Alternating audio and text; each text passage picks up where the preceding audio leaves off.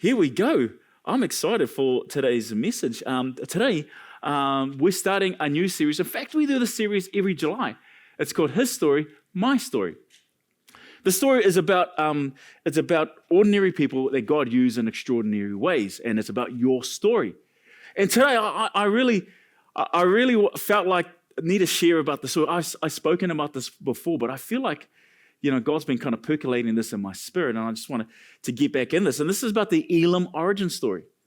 The Elim origin story. If you're wondering where Elim comes from, this message is going to. This message will shed a lot of light on this story.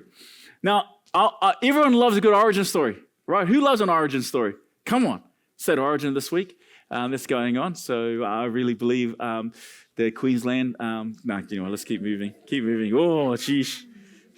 Mate against mate, state against state. Anyway, we always get back to the message. I always love a good origin story. You give me a character with drama, a bit of pain, a weird backstory, and I'm in it. I'm in that story. I mean, I don't just want to see Iron Man blowing things up. Take me to the cave.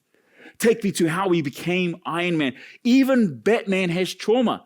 Think about it. Nobody wakes up one day and decides to dress up as a bat and say, you know what, I'm going to fight crime today. No one ever thinks that, right? If you do, that's all good. We have prayer teams available. But Batman had trauma. You don't do that unless something serious happened at the family picnic. We know this. We love a good origin story because it tells us something about the people who they are, why they're doing what they're doing, why they fight, what keeps them going, and what are they trying to redeem. And that's what backstories are all about. But if I'm honest, when I first heard the name Elim, for me, it kind of sounded like a fancy kind of olive oil. Like cold pressed extra virgin Elim. That's what it kind of sounded like. It didn't sound exciting. I was like, how do you say it? Is it Elim? Elim? How do you say this? Elim. But over time, I've realized Elim is more than just a weird Bible word. It's an origin story. Elim is an origin story. It's right there in Scripture, and it's so powerful. But here's what's crazy. What's crazy is that most people just skip right over it. And maybe that's how some of us feel right now. Like we've skipped over something in our own lives, and we're settled for just surviving. I just need to get through this part in life. I just need to survive what's going on. But deep down, you're made for more. You're made more than what's going on around you, than just surviving, just getting through, just trying to pay the rent, trying to pay this overdue bill, but you're made for much more than that. So whether you've been in church your whole life or this is your first time, welcome. You belong here. And I encourage you, the first time, go along to our welcome lounge and be blessed. Be blessed. You belong here. But you might be here, you're not even sure what you believe about God yet. In fact, you might be being here for about a couple of weeks and you're still not sure what you believe about God yet. You might even be here for a whole year and you're still not sure what you believe about God yet. But I want to let you in on a little secret. Is that God has always believed in you. You may not know what you believe about God yet, but he has always believed in you. He's always believed in you. Before you were labeled by people, before life got bitter like the waters of Marah in the Old Testament, everyone say Marah, right? Before life got bitter like the waters of Marah in the Old Testament, before the wilderness wore you down, there was a God who said, I want to bring you to an oasis in your desert of life. So today isn't just about church history, but it's about your story. That's what today is about. It's about your story. It's about finding out that God has never given up on you. Even if you've given up on him, even if you didn't believe in him, even if you didn't know there was a God worth believing in, God has never stopped believing in you, and he's never given up on you. Which leads me to the title of today's message, and is this: you will always plan A. You will always plan A. Turn to the person next to you and say that you'll always plan A. Now turn to your side B, your B selection, and say that you'll always plan A. Okay. Your second choice. Turn to your second choice, you always plan A. especially if they're your husband or your wife, and they're your second choice. Anyway, let's keep going. Now, in the Old Testament, when you read the book of Exodus, or before you get to Exodus, you read Genesis, and in the Old Testament, Israel settles in Egypt. That's how Genesis ends. Israel settles in Egypt, but over time, what they settled for became what enslaved them. What they settled for became what enslaved them. So I just want to pause there because be careful what you settle for, because it can hold you captive. Be careful what you settle for, it can hold you captive. Like if be careful what you're settling for right now in life. Like you go, you know what, this whatever I'm settling for right now, it may lead me down a dangerous, slippery road, but it's only for a little season. Be careful. Be careful what you settle for, because it can hold you captive. So here we have Israel. They're now held in captivity in Egypt, and we're in Exodus now. But even after 400 years of slavery, God didn't forget. God didn't back off. God didn't give up. He raises up Moses, he split the Red Sea, and he brought his people through into freedom. Here's the thing, because your situation, whatever the situation you're in life right now, things might not be going right for you. You might be in a losing season right now. You need to understand something. Your situation doesn't cancel God's promise. Whatever you're going through right now, your situation doesn't cancel God's promise in your life, nor did it cancel God's promise for Israel.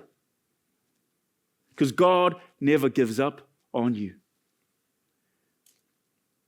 So Israel, they passed through the Red Sea, and that's a miracle. Yeah, that's a miracle, quite. If you see the sea parting, that's obviously a miracle. They go into the wilderness and they struggle. And they're 3 days deep with no water. They go from salvation to dehydration in 72 hours, right? From singing songs of freedom to grumbling for survival. When you read this story, they sing this amazing song of freedom, God saved us, and now they're grumbling. And then they come to our verse, our passage, the bit that we're focusing on. Exodus chapter 15, verse 27. This is our verse. Then they came to Elim, where there were 12 springs of water and 70 palm trees, and they encamped there by the water. Is it amazing? Like, you are thirsty, you're in desperation, and then all of a sudden you come to Elim. Man, how would that feel? It's the answer to all your prayers right here. Elim was a place of rest, it was a place of renewal, a place of refreshment in the middle of the wilderness. But here's the thing, don't read this passage too quickly, because when we read this passage too quickly, we miss the revelation that's in this passage. There's so much revelation in the details over here, and there's so much things that we're going to unpack and we're going to discover. Because most people skip past this verse like it's just a pit stop. It's a pit stop before you get to Mount Sinai, where God gives the 10 Commandments. That's where, if you're reading Exodus, that's where you want to go. I want to see the 10 Commandments. I want to get to Mount Sinai. And so you just skip this passage and keep going, but not to an ancient reader. An ancient reader who's reading this verse is loaded. It's loaded more than loaded fries. It's loaded more than cheese, more than bacon. It's loaded. Because Elim is more than just, anyone hungry right now? Right? What time's lunch? Here we go. Let's keep going. I'm using MyFitnessPal, so I've got to check the calories on that, make sure it's... Anyway. Where was I? Because Elim is more than just a location. Elim is a revelation. It's a callback to the Garden of Eden. That's when they come here, this is a callback to the Garden of Eden, a well-watered garden full of life and presence. The Garden of Eden that sprung up out of dry land. This is a callback to it. 12 springs, 70 palm trees. That's not random. This passage isn't just a random passage just put in there. This is symbolic. It's symbolic. And this is where it gets kind of crazy, because the name Elim is a play on words. For the ancient reader, they see the play in words, because in Hebrew, the word for God is the word Elohim. Elohim means spiritual beings. It's plural, like gods, spiritual beings. That's what it means. And the shortened word for Elohim is also Elim. We would say Elim, but it's pronounced Elim, the shortened word. And for the ancient readers, they see this. They're like, whoa, look. They go to Elim, but hey, this, because because both these words, the shorter word for Elohim and Elim, are spelled exactly the same in Hebrew. The only difference is there's a yod. There's a yod. If you have a look at the spelling on the word, on the Hebrew original spelling, it's spelled exactly the same. God and Elim. And they didn't miss this. And they're looking at this. They're going, whoa. This is Eden in the wilderness. This is not just an oasis. It's a holy moment. Elim is a picture of Eden. Elim is the presence of God. Elim is God's abode. This is what they're reading. Now, God's saying, well, you've been through Egypt, you've passed through chaos, you survived the wilderness, but here's what I want to show you. I brought you to Elim because I want to show you something. I still, and I will always want to, dwell with you. I still want to dwell with you. God's greatest desire, and it's still his desire, is for him to dwell with you and you with him. That is God's number one desire. And he brings them to Elim to remind them that I haven't changed my mind. Because the story of the Bible isn't about people trying to reach God. The story of the Bible is about a God who keeps coming after his people. And the reason you're sitting in this room right now is because God's been coming after you. He's been coming, it's that whisper, those nudges, and you're here because God hasn't stopped coming after you. So let's zoom in more into this passage. Let's zoom in. I thought we already zoomed in. Well, we're zooming in some more. Let's look at those two numbers. 12 springs, 70 palm trees. You know, now to us, this might sound like landscaping, right? But to an ancient reader, it's loaded. This is loaded fries. They go, oh my gosh, and they're getting hungry. They're seeing this, they're hungry. I'm getting hungry right now. And it's a prophetic picture, 12 springs. That's not just hydration. For an ancient reader, they see themselves in the story. Oh, this is us. This is the 12 tribes of Israel. Yes, of course, God has not forgotten us. We're God's chosen people, a nation formed in the wilderness, forged in his promise. Exodus 19:6 says this, you shall be to me a kingdom of priests, a holy nation. Priest represents God to the people. This was the vocation of Israel. This was supposed to be their vocation. This was supposed to be their role. They were to bless the world. They were to represent God to the nations. It's so much so that the nations will look at Israel and say, we want a God just like yours. We want to worship Yahweh. To 12 springs, the 12 tribes of Israel, 70 palm trees. Now, the 70 palm trees is not just a bit of shade for the tired. But if you read Genesis chapter 10, when you read Genesis chapter 10, what you see, there's a list of nations. And guess how many nations is listed in Genesis chapter 10? Right? 80, no, just 70. 70 are listed, and it's a table of nations. So 70 represents the whole world. This is not random. These numbers aren't random. They're not just randomly put in. This is a revelation.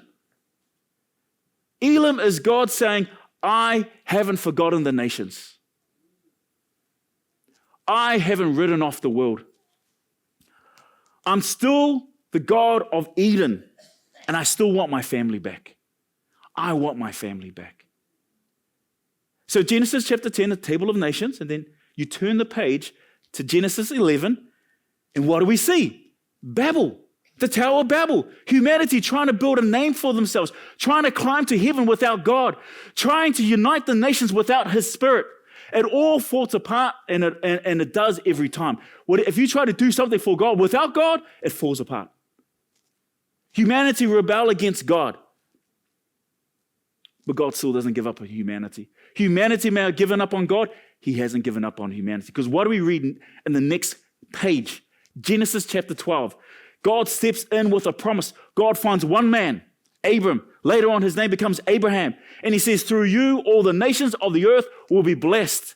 Where Babel broke apart, I will build a new family. Where chaos scattered, my covenant will gather. Will gather. So now we zoom out. So Elim, God is giving us a preview of the plan.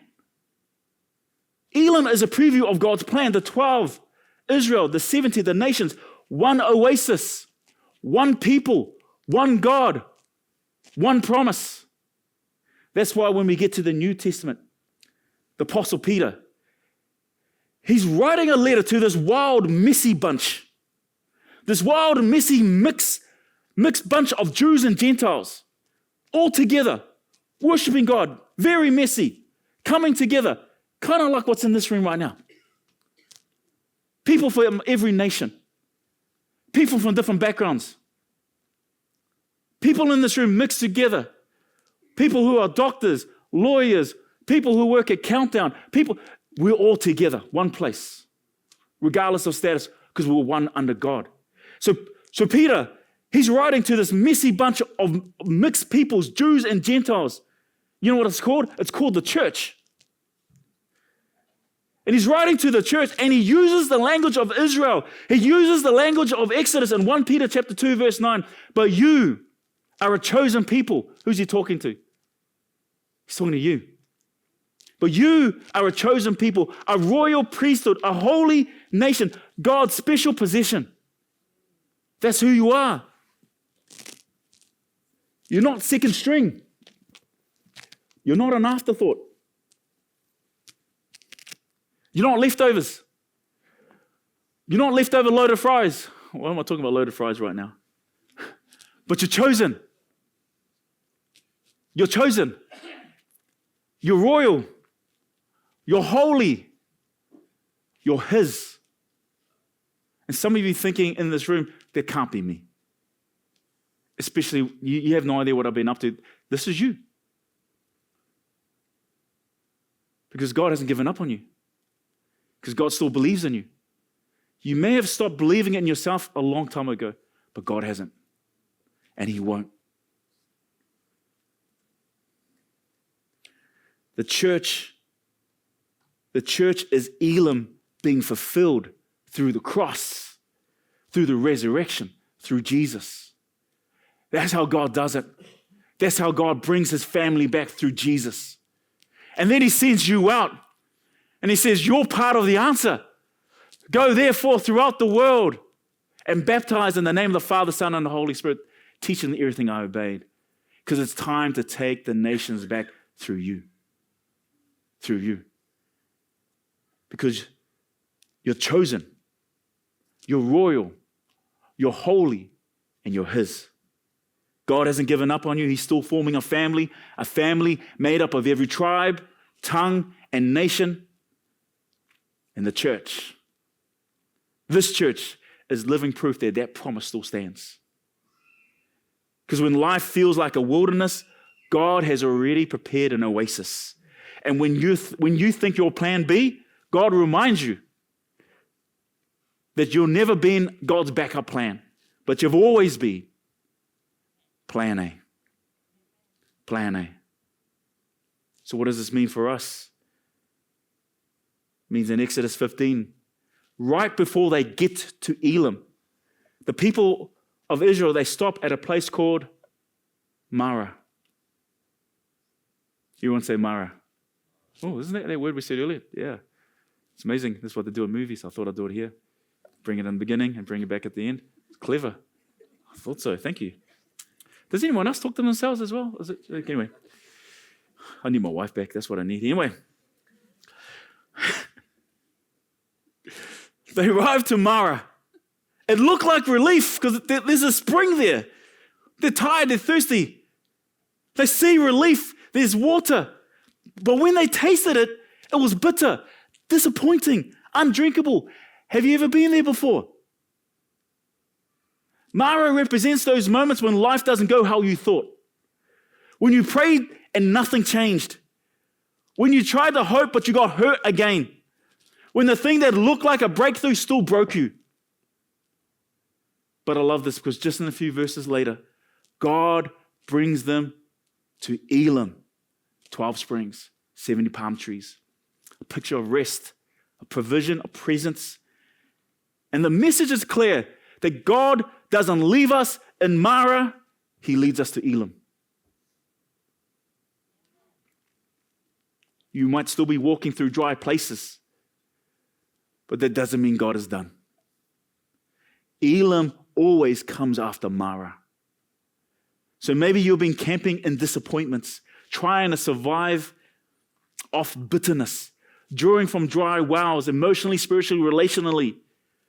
But Elim is not just a location, it's a revelation. It's God saying, I see you, I haven't forgotten you, I've already prepared a place for you, a place of healing, a shift of mindset, a fresh encounter with my presence. Jesus says in John 7:37, if anyone is thirsty, let them come to me and drink. Is anyone thirsty?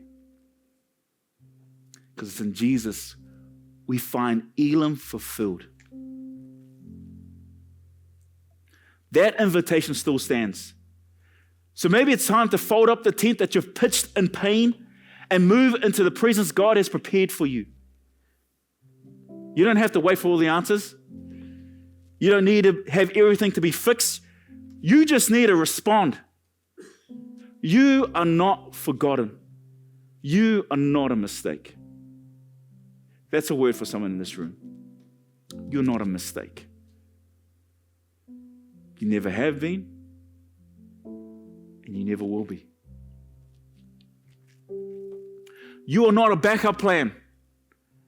You are God's dwelling place. You are Elim. You're never God's backup plan. You'll always be in plan A. You know, I share this story often because it's still true. Over 20 years ago, me and my family, we arrived here in Hamilton and we're barely holding it together. Broken, surviving the chaos. It's over 20 years ago. I must have been 5. We had 5 kids. Had 5-year-olds. We started early. Came from Mangere. Okay, maybe I was a bit older than that. I forget now. It's just a number. We arrived. Man, we're just surviving the chaos, just surviving. We weren't looking for ministry. We're looking for rest. There's people in this room, you've been tired. I've been there. I know exactly what that is. For whatever reason, my girlfriend, who is now my wife, who is now in Australia, who now needs to come home. Anyway, that wasn't in my notes. Where did that come from? She said, let's go to church. I remember saying, we can't go to church. We're not good enough. I said, maybe when we get married, maybe when we get everything right, maybe all the ducks in a row, that's when. But we went anyway. And we walked into Elim. And somehow in the middle of the mess, we met God. Not because we had it all together, but because He did. Because He did. We got married and God began to mend our life together. It didn't just happen in a moment, but it was step by step by step. And now 20 years later, here we are today. We're not just attending, we're now leading the church. And it started with grace. It started with grace. And that's why I can stand here and I can tell you with confidence. I can tell you with confidence that you are not too far gone. I can tell you with confidence that you are not disqualified. I can tell you with confidence that you're not a second-rate version of the future. I can tell you with confidence that you are not plan B. That you are and you will always be God's plan A. God doesn't just restore people, He replants them. He takes people from Marah and He leads them to Elim. And then He makes them Elim for someone else. So that you can be a blessing to someone else. So you can begin to tell people about Jesus. I'm not just talking about this church. I'm talking about that you're chosen. You've called. You're royal. You're holy. You're His. You have purpose. That's what we are. We're not just a church with a name, we're people with purpose. A spiritual oasis in the wilderness of this world. We are Elim. A well-watered garden, a spring in dry places, a home for the hurting. See, so let us not just be a place where people attend, but let us be people who carry the presence of God wherever we go. Let us bring the garden back. Because when life feels like a wilderness, God's already prepared the oasis. And his name is Jesus.